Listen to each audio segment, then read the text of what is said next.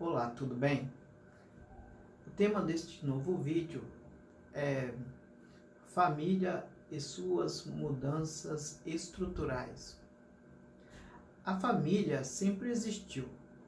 Ela é uma instituição fruto de um processo histórico, econômico, religioso, político e cultural que passou por diversas transformações. No último século, essas transformações elas foram mais rápidas e marcantes. A ideia de família hoje não é mais a mesma do tempo dos nossos avós, que não é a mesma dos nossos pais, que não será a mesma dos nossos filhos. Como e por que essas mudanças aconteceram? Um passeio em nossos álbuns de família pode nos levar à compreensão da família atualmente.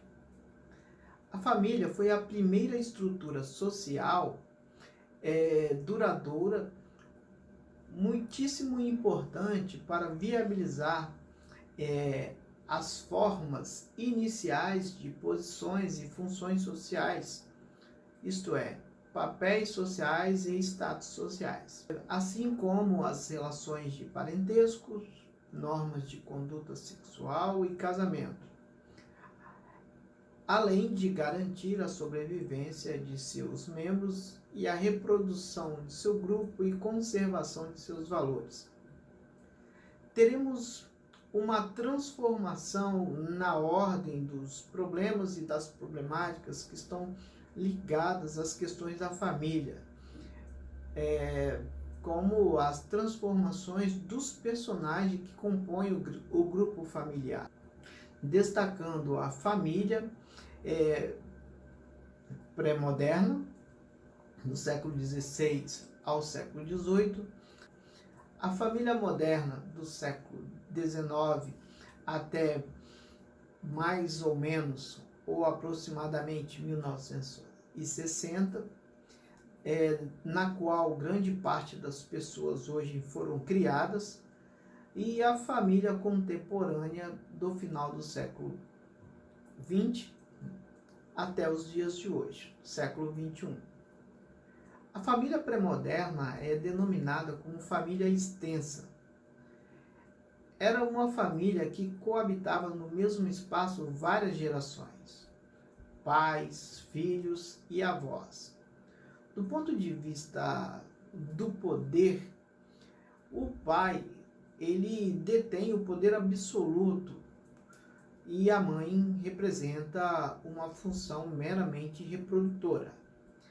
Ela possui dentro da instituição um lugar desprestigiado, desqualificado, submissa ao poder masculino, de forma que a ordem da família ela reproduz o que se passa no espaço religioso e político.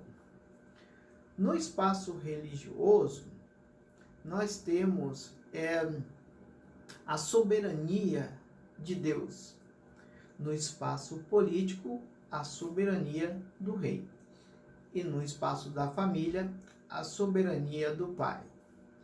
Essa trilogia, Deus, Rei e Pai, estão intrinsecamente na concepção de família, onde o gênero feminino é menos importante que o masculino, dentro de uma tradição de origem grega, posteriormente cristã, católica, protestante, que irá assimilar esses costumes e esses valores.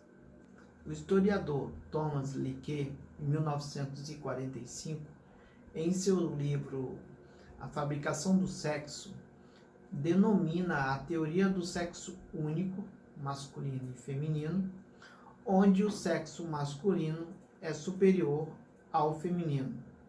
Daí a razão que o pai tem um valor ontológico maior que a mãe, onde nesta ordem hierárquica do mundo, um homem poderia se transformar numa mulher, mas uma mulher jamais poderia se transformar em um homem. Isto porque a condição de ser mulher daria um prejuízo moral muito maior para o homem do que para a mulher de ser homem. Podemos levar em consideração também a questão científica, visto que a medicina não era tão evoluída para fazer as transformações que acontecem hoje em dia. Nesse processo, ou melhor, dentro desse contexto, encontramos também a teoria dos humores.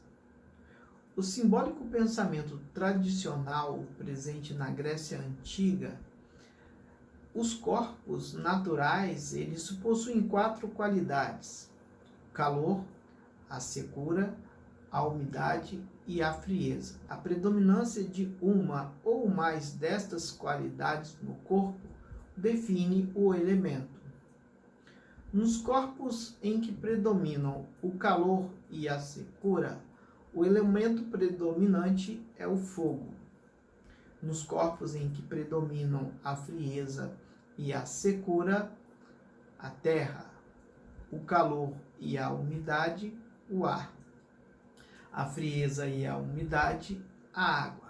Sendo o corpo humano parte da natureza dos corpos, neles se apresentam 4 tipos de humores, que são determinados pelo tipo de temperamento.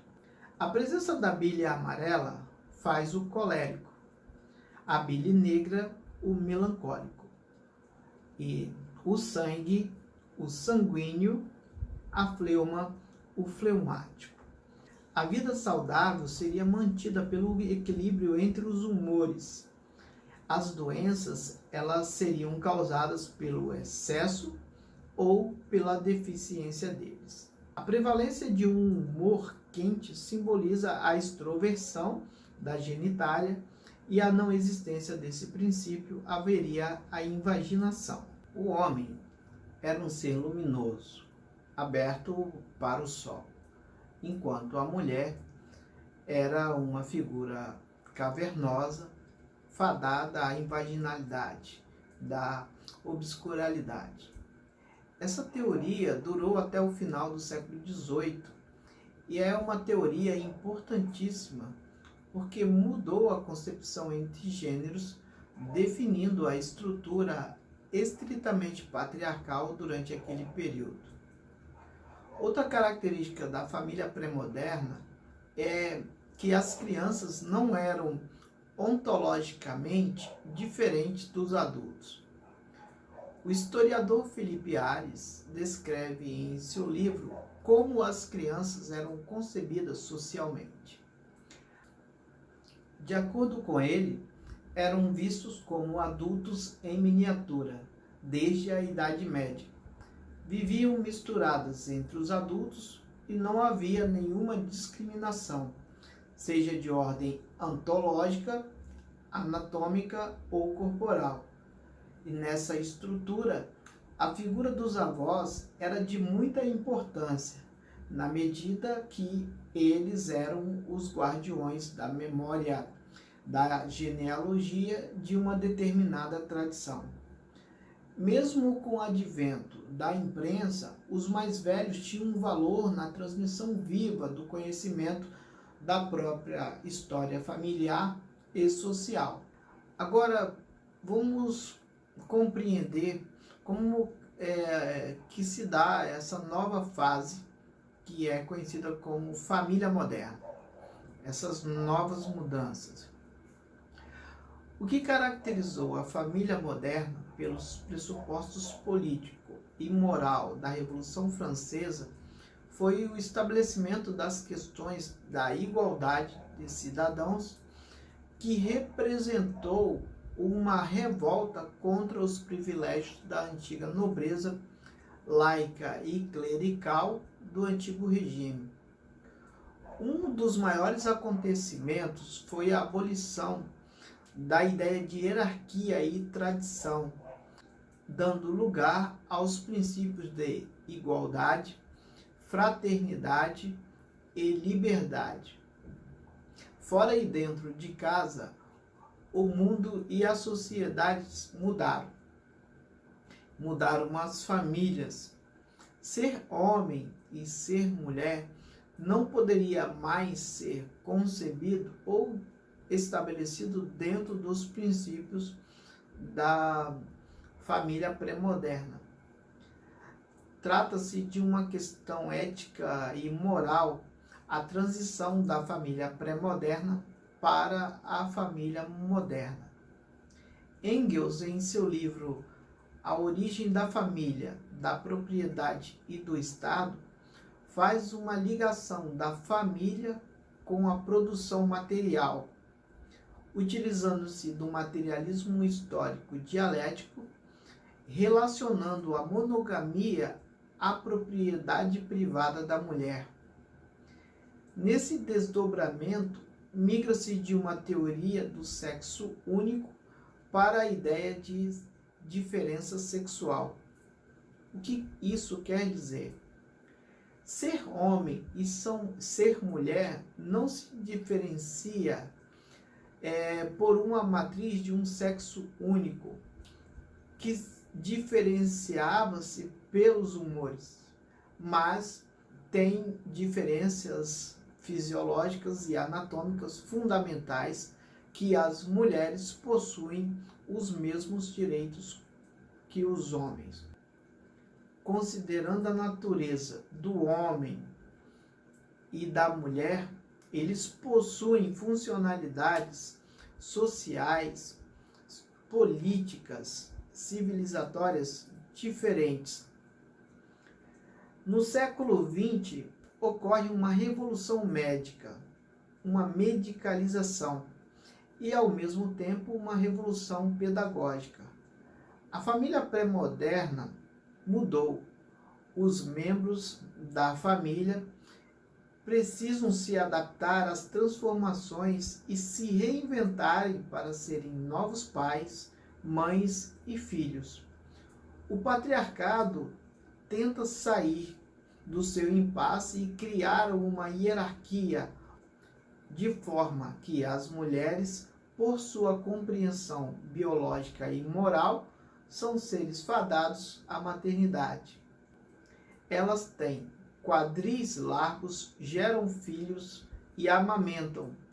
São seres próximos de todas as naturezas dos humores, dotados de capacidades afetivas e instintivas maiores que os homens, que por sua vez seriam dotados de maior racionalidade.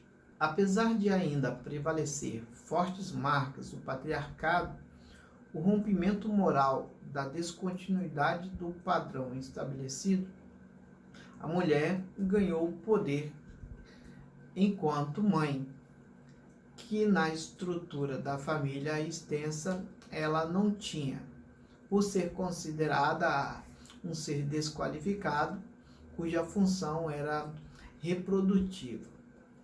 Enquanto a mulher moderna representa a figura da mãe e passa a ganhar poderes diferentes da família extensa, nesta configuração a mulher ganha o poder de gerir o espaço familiar e o homem o espaço físico. Há uma separação entre o público e o privado.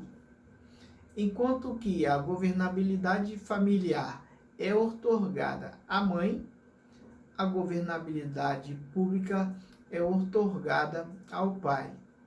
Não obstante, este distanciamento mantém ainda uma hierarquia, visto que a governabilidade pública é mais importante que a governabilidade familiar.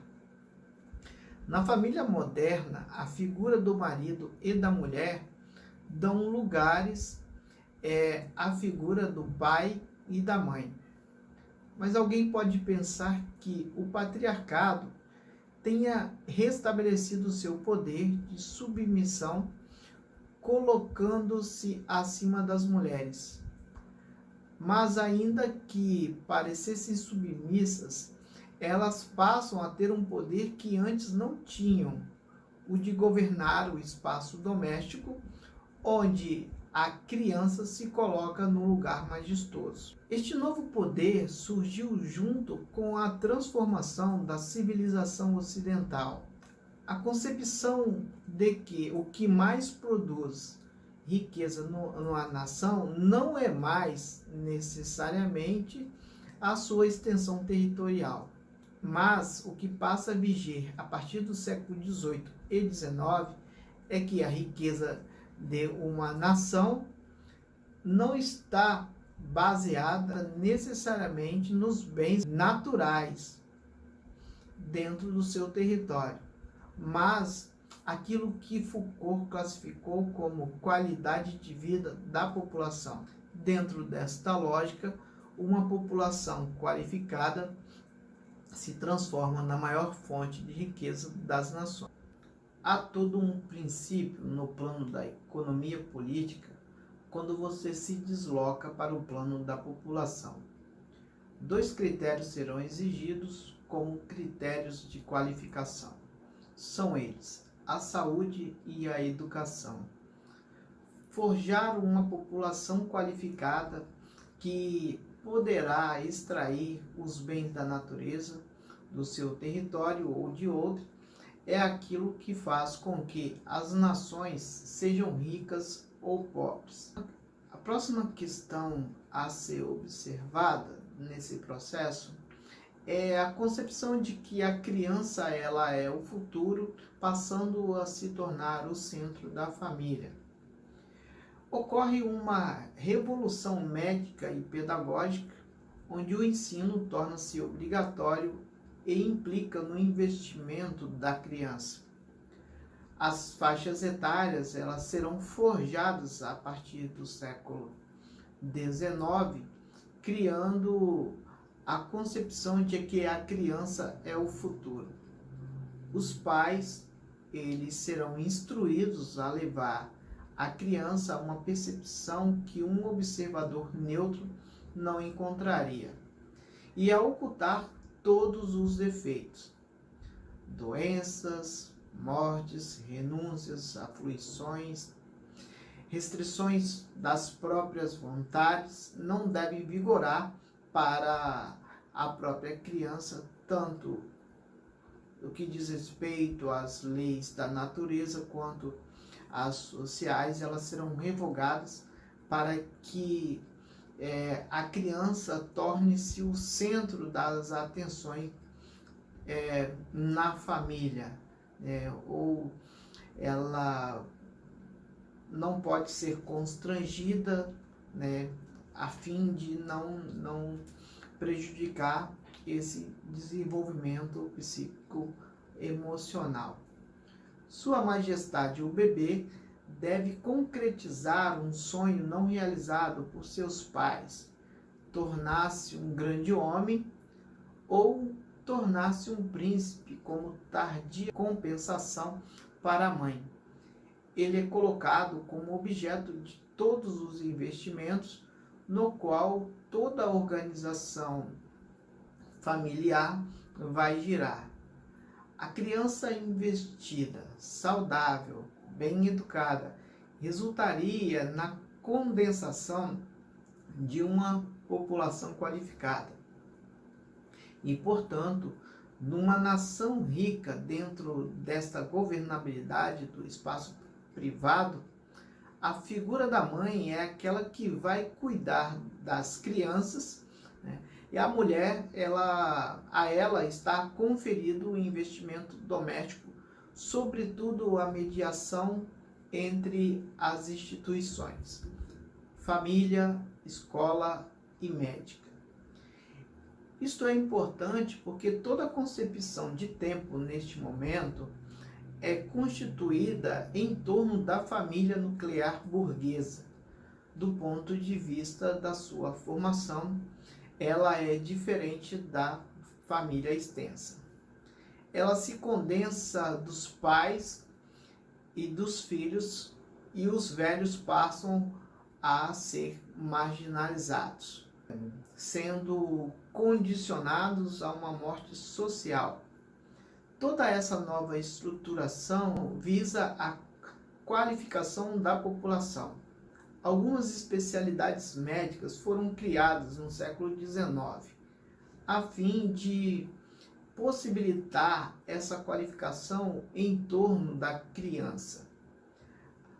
Por exemplo, a ginecologia, para que as mulheres não tenham doenças que possam prejudicar uma prole saudável. A obstetrícia, para que os partos sejam medicamente controlados, para que não ocorra nenhum acidente, ou para evitar acidentes durante o processo de parto. A pediatria, visando acompanhar o processo de desenvolvimento da criança.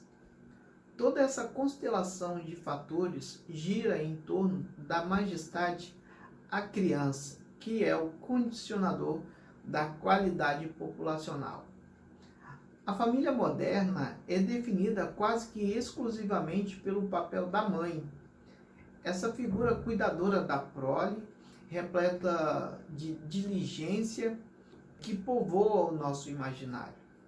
Esse imaginário não condiz com o que pensa a mulher moderna e gera histeria social e, por conseguinte, problemas individuais. Toda a figura da mulher mãe como virtuosa e do lar acontece num processo de criminalização de toda mulher que negue a condição de ser mãe. Apareceram 3 figuras na medicina legal: a infanticida, que não existia na pré-modernidade, a ninfomaníaca e a prostituta, que serão criminalizadas como objeto de médicos forenses. A infanticida é a mulher que mata ou abandona a prole. A figura da ninfomaníaca como a mulher que tem o desejo insaciável e é também criminalizada.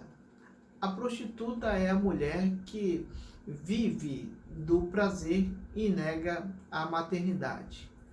A histérica abarca um pouco da ninfomaníaca e da prostituta.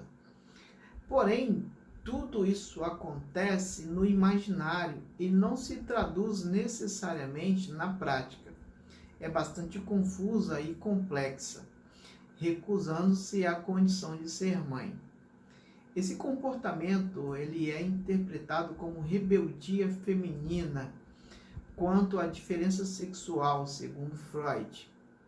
A ninfomaníaca apoia-se no prazer, mas gostaria de ser infanticida.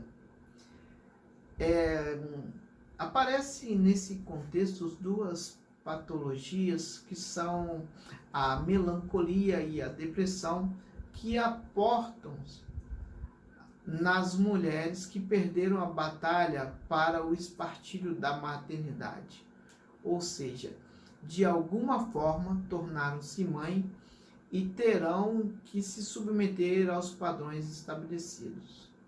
A melancolia e a depressão, elas representam a derrota dessas mulheres que não aceitam esses padrões estabelecidos.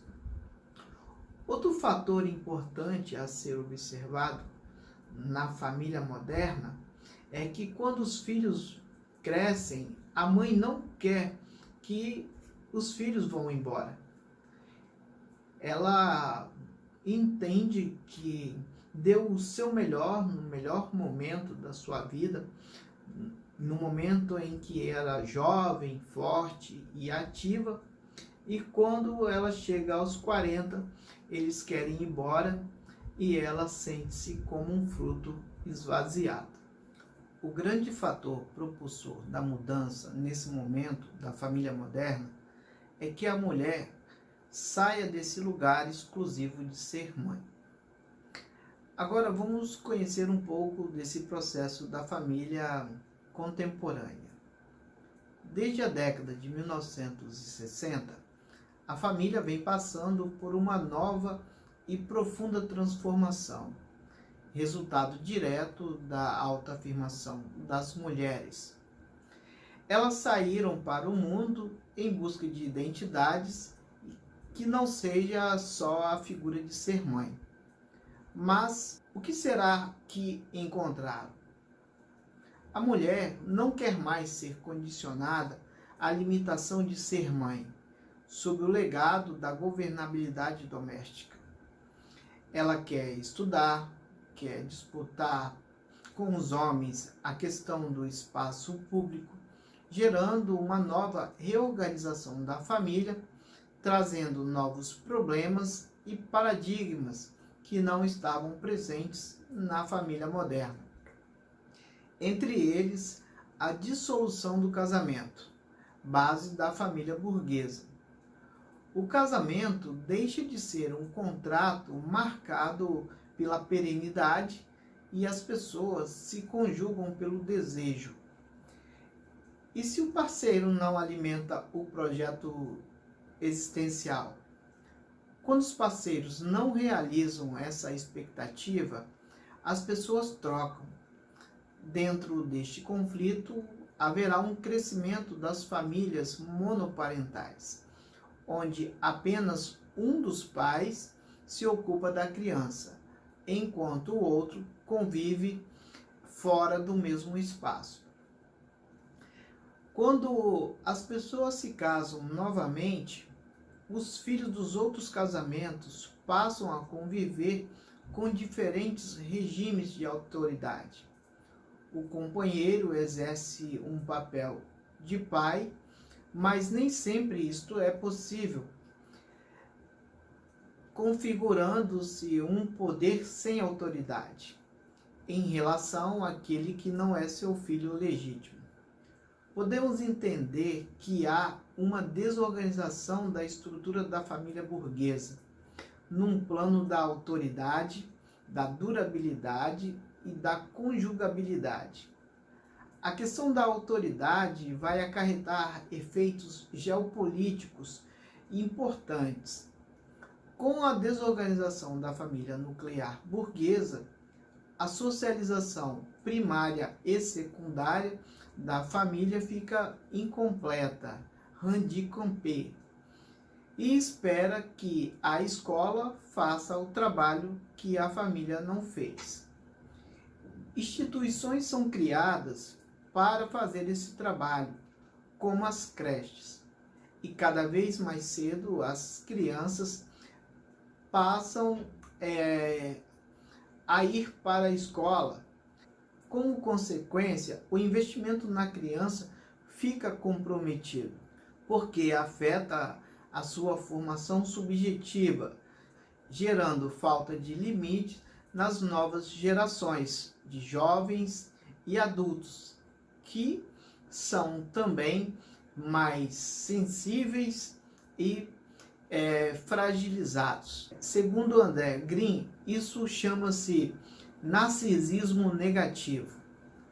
Neste processo, observa-se o processo chamado tirania infantil, que parte do princípio da culpabilidade dos pais que julgam não darem a atenção nem tempo necessário que acreditam que seus filhos mereceriam, genericamente falando, considerando que nem todos agem nem pensam da mesma forma, mas sim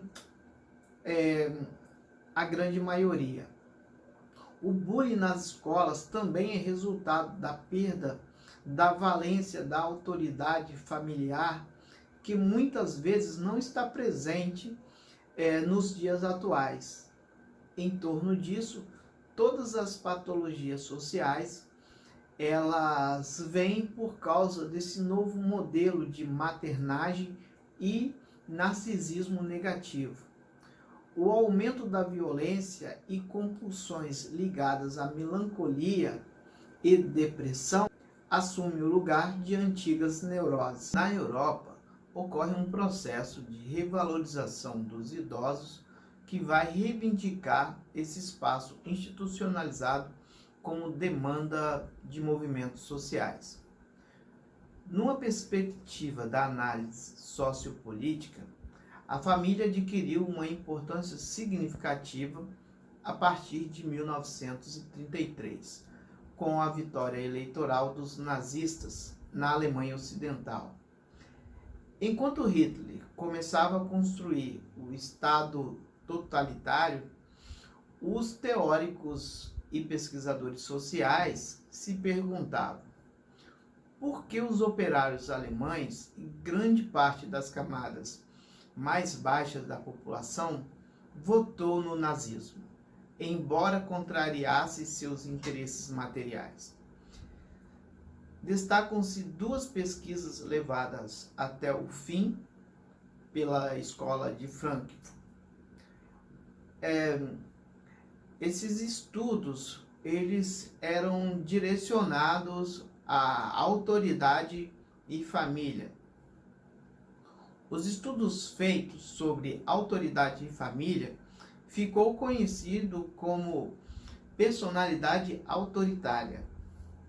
Nessa pesquisa, impulsionada por Max Horkheim, a família era estudada sob um processo de socialização.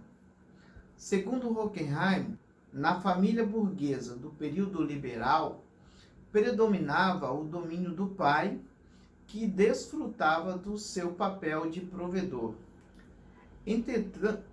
Entretanto, as transformações associadas à expansão do capitalismo fez com que esta autoridade se tornasse ideológica, já que objetivamente entrava em declínio. Esse fato provocou um enfraquecimento da autoridade paterna, o que implicaria na transferência da autoridade para instituições externas à familiar, a fim de garantir a sua sobrevivência. Por esse motivo, a família conheceu uma alteração fundamental em seu papel social. Deixou de ser uma instituição de resistência contra as pressões sociais desagregadoras para se tornar uma instituição reprodutora das exigências sociais. Horkheim examinou as relações entre família e sociedade, vendo-as como contraditórias e dialéticas. Investigou ainda a possibilidade da família resistir às pressões sociais e tornar-se uma mediadora real entre os indivíduos e a sociedade. E concluiu que dificilmente ela poderia fazer frente a tais pressões. Por essa razão, a socialização dos indivíduos passou a ser socialmente realizada por outras instituições sociais, como a escola e a mídia. Isso resultaria numa assimilação imediata da sociedade por parte dos indivíduos, criando assim as condições para o aparecimento dos traços que levaria a um tipo de personalidade simpatizante ao autoritarismo. Qualquer semelhança com o momento que estamos vivendo no Brasil e em outros países do mundo é mera coincidência. Bom, ficamos por aqui. Muito obrigado pela atenção e até a próxima.